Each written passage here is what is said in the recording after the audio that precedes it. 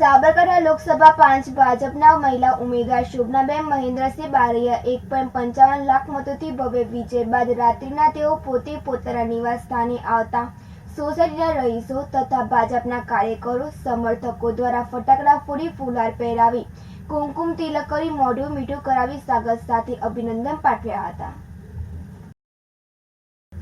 લોકસભા સાબરકાંઠાનું પરિણામ જાહેર થતાં સાબરકાંઠા ભાજપના મહિલા ઉમેદવાર અને પૂર્વ શિક્ષિકા શોભનાબેન મહેન્દ્રસિંહ બારૈયાનો ભવ્ય વિજય થતાં હિંમતનગર ખાતે તેઓને ભાજપ કાર્યકરો આગેવાનો સમર્થકો દ્વારા તેઓને ફૂલહાર પહેરાવી અભિનંદન પાઠવ્યા હતા।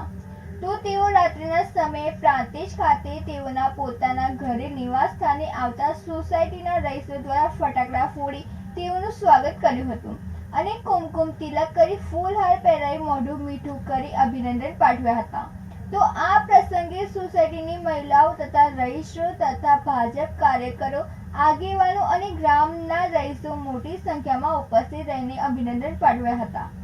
તો ઉમેદવાર બદલાયા બાદ પણ નારાજગી અને ક્ષત્રિય આંદોલનની અસર વચ્ચે શોભનાબેનનો 1.55 લાખ મતથી વિજય થતા ભાજપ કાર્યકરો આગેવાનો અને સમર્થકોમાં ઉત્સાહ જોવા મળ્યો હતો અને સાબરકાંઠા અરવલ્લી જિલ્લાના લોકોને એક ભણેલા ગણેલા પૂર્વ શિક્ષિકા સાંસદ મળતા ખુશી જોવા મળી હતી।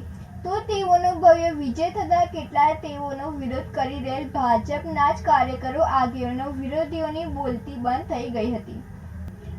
તો તેમના નિવાસ સ્થાને ભાજપ કાર્યકરો આગેવાનો સમર્થકો સોસાયટીના રહીશોનો રાત્રિના જમાવડો જોવા મળ્યો હતો।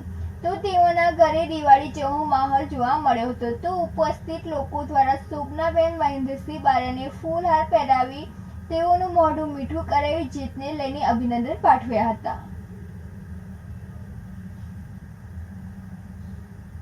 રતિલા ટેકવાણી સાથે નંદિની જોશી, સિટી ન્યૂઝ પ્રાંતિજ। ભારતમાં લોકશાહીનું પર્વ લોકોએ ઉજવ્યું અને એનું આજે રિઝલ્ટ હતું એમાં ભારતીય જનતા પાર્ટી તરફથી જે માનનીય વડાપ્રધાન મોદી સાહેબે મને ઉમેદવાર તરીકે મૂકી હતું તો અહીંની જનતાએ અને મતદારોએ કાર્યકર્તાઓએ મારા પર વિશ્વાસ મૂકી મને આજે વિજય બનાવી છે અને એ વિજયના ભાગરૂપે અમારી મહિલાઓ સોસાયટીના અમારા માણસ અમારા વડીલો ભાઈઓ બહેનો બધાએ ભેગા થઈ અને મારું તિલક કરીને સ્વાગત કર્યું છે એ બધાનો હું ખૂબ ખૂબ આભાર માનું છું। અરવલ્લી સાબરકાંઠાની જનતાનો પણ હું આભાર માનું છું। કાર્યકર્તાઓએ જે મારા પર ભરોસો મૂક્યો છે, જનતાએ જે મારા પર વિશ્વાસ મૂક્યો છે, મતદારોનો પણ હું ખૂબ ખૂબ આભાર વ્યક્ત કરું છું। આગામી સમયમાં માનનીય વડાપ્રધાન શ્રી મોદી સાહેબના માનનીય અમિતભાઈ શાહ સાહેબના નેતૃત્વમાં મને કામ કરવાનો મોકો મળશે। વિકાસના કાર્યોને આગળ વધારવા માટે હું સતત પ્રજાની સાથે રહીશ।